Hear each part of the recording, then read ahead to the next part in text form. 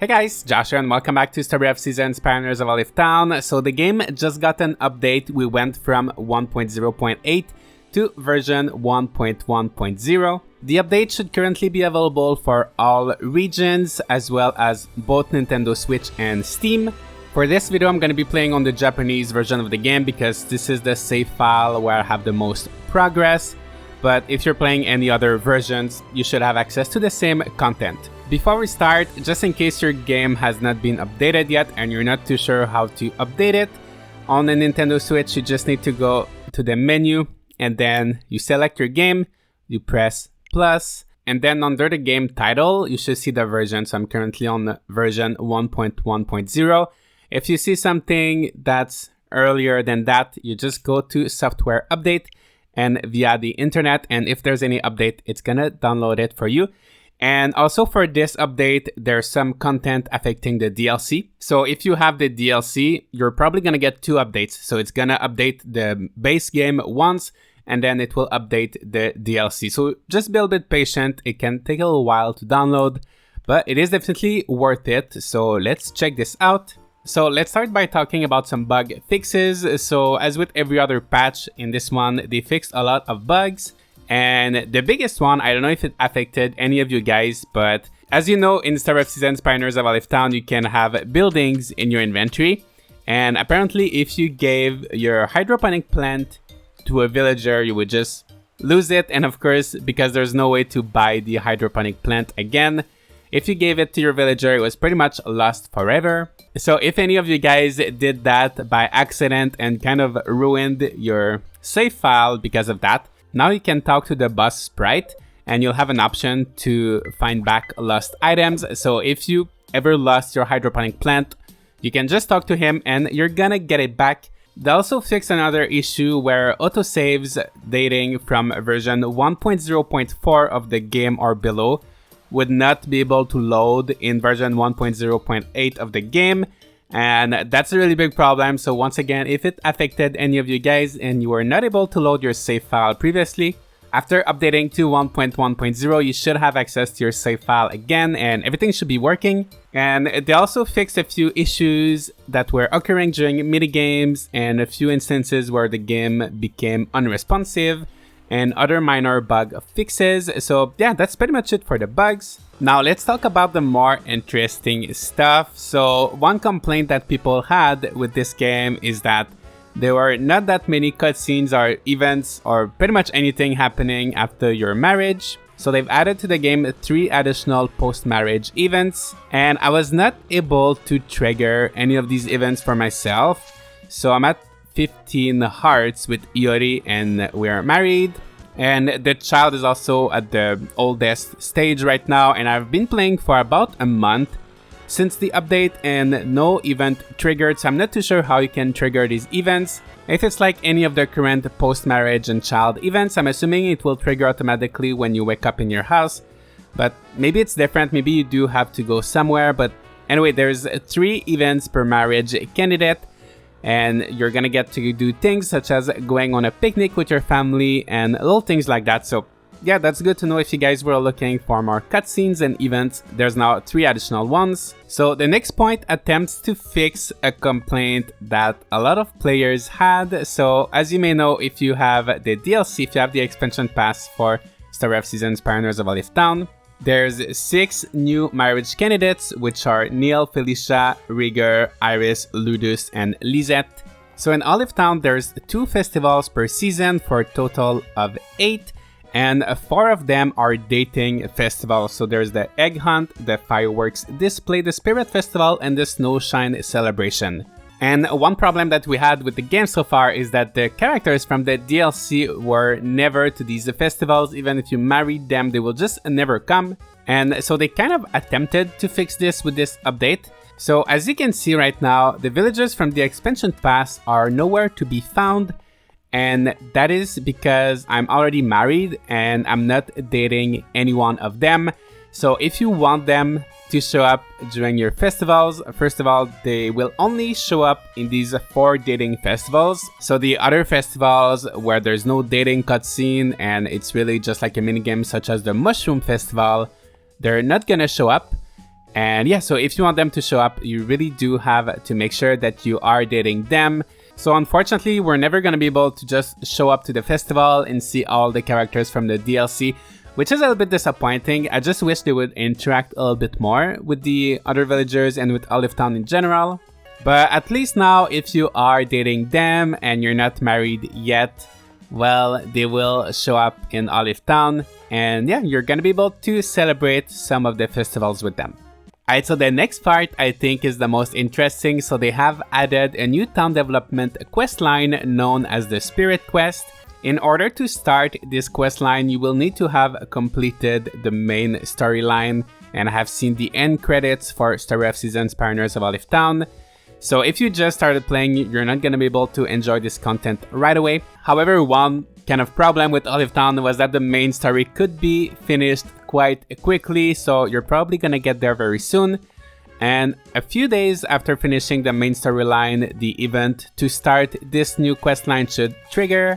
And if you've already finished the main storyline, for me, I just had to go to bed one day and the next day the event triggered. Also, if the next day is a festival, you might just have to wait for the day after. But yeah, it's just gonna take a couple of days and then you'll get a cutscene when you wake up and you'll be able to start the new questline.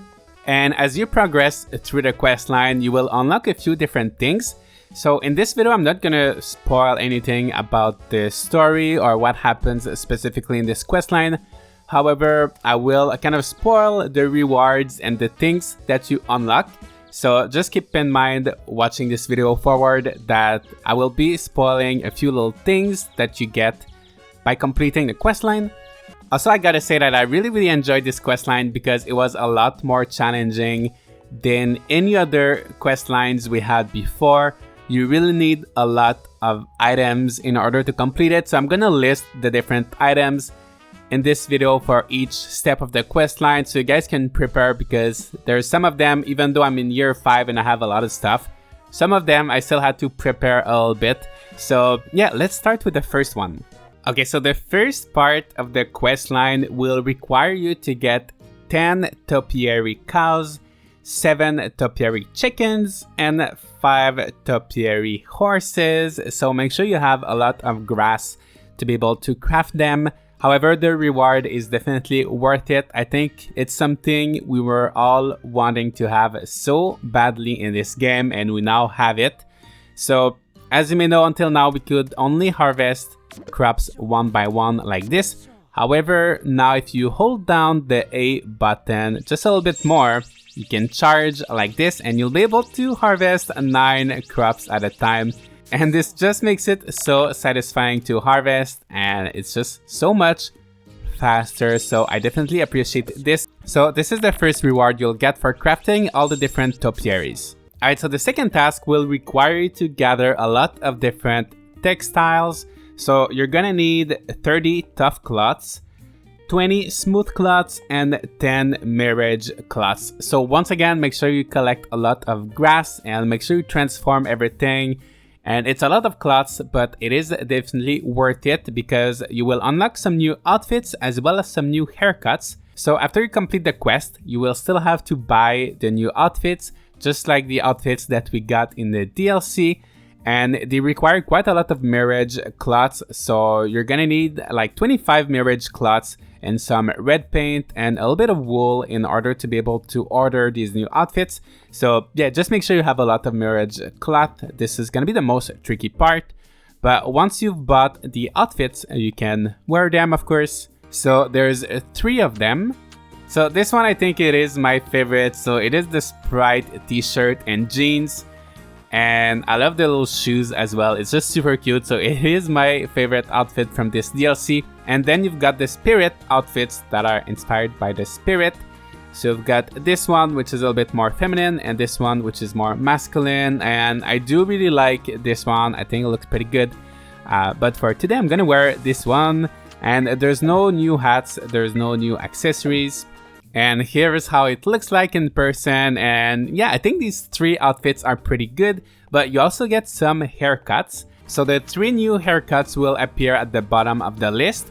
So there's this one. This is medium 8. So let's have a little look around. So that's one of the haircuts. Then we've got a short haircut 4, which is this one. I think it looks pretty cool. And short 5, which is this one. I think it looks pretty cool as well. Let me know, guys, which one you prefer. I think I like short 4, so maybe we can go with this for the rest of the video. Alright, so in person, it looks kind of something like this. Actually, I still prefer my old haircut, but it's not too bad. Alright, so the next reward is where things start to get expensive. So for this one, you're gonna need 300, yes, 300 iron ingots, 200 silver ingots, 200 solid lumber, and 150 supple lumber. So make sure you hoard your lumber and your ingots because you're gonna need a lot. However, I think it's a really cool reward. So you're gonna get this hole at the entrance of your farm, and basically it's a fast travel, kind of a way to go very quickly to the third area of your farm right here. So you can't change the location of these holes, but it really saves you a lot of time because going from the third area to the first one was quite lengthy. So yeah, it's just a big time saver. It just takes a few seconds, the screen goes black, and then right away you're transported to the other area of your farm. I think that's a very useful update, and unfortunately, since I'm pretty much done with the game right now, it's not much use for myself, but I can definitely see this being very useful if you still have things to do in the game. So yeah, that's a pretty good thing. Alright, so the next part is where it starts getting a little bit tedious and it just keeps on being challenging. So for the next thing, you're gonna need 50 gold ingots, 20 orichalcum ingots, 70 durable lumber, and 30 miracle lumber. And you don't get any reward for this. And after that, you're gonna need to start fishing, and you're gonna need to catch some guardian fish. So make sure you have the orichalcum fishing rod. And I do have a video covering how you can get the different types of guardian fish, so make sure to check that out if you're not too sure, if you're still missing a lot of different fish, because you will need that. You will be requested to gather 3 giant catfish, 3 eagle spotted ray, 3 marlins, and 5 giant king crab. So that's quite a lot of different fish, so be prepared to do some fishing. And unfortunately, you still don't get any reward for that. However, the very last part of the quest line will give you some reward, and this one is quite demanding as well. So you're gonna need 10 red beryls, 10 white opals, 20 rubies, 20 sapphires, 20 emeralds, and 10 diamonds. So you're gonna need lots of different gems. However, once you have them, are you guys ready? You're gonna see some change. So the museum is gonna change color. The exterior is gonna be to the colors of the spirit. So it's gonna become kind of red and white. And I think it does look a lot better than what it looked like before. And when I learned that the museum was gonna be renovated, that they were gonna redesign it, I got very, very excited because, as we all know, the interior of the museum in Olive Town doesn't look too good. And also there's no option to move things around. So if you mess up in your item placement and...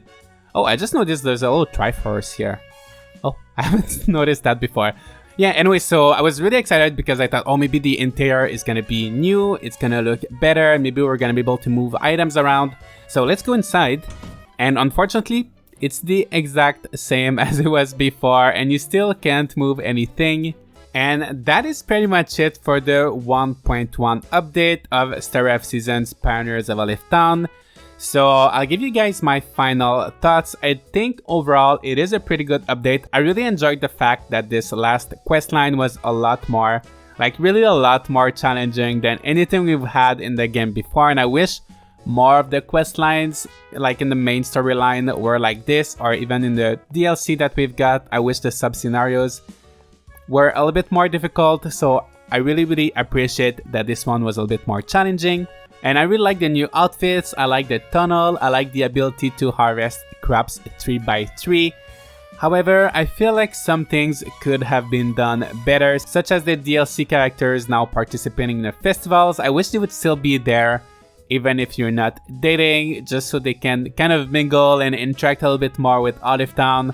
Unfortunately, if you're not dating them, you're still not gonna see them at festivals. And I'm gonna say the same thing for the museum. I think it could have been done a lot better. Yes, they redid the exterior. First of all, it was not ugly. Like, it was a pretty good building, but it does look a lot better now. And it's just nice to have some additional change in the town.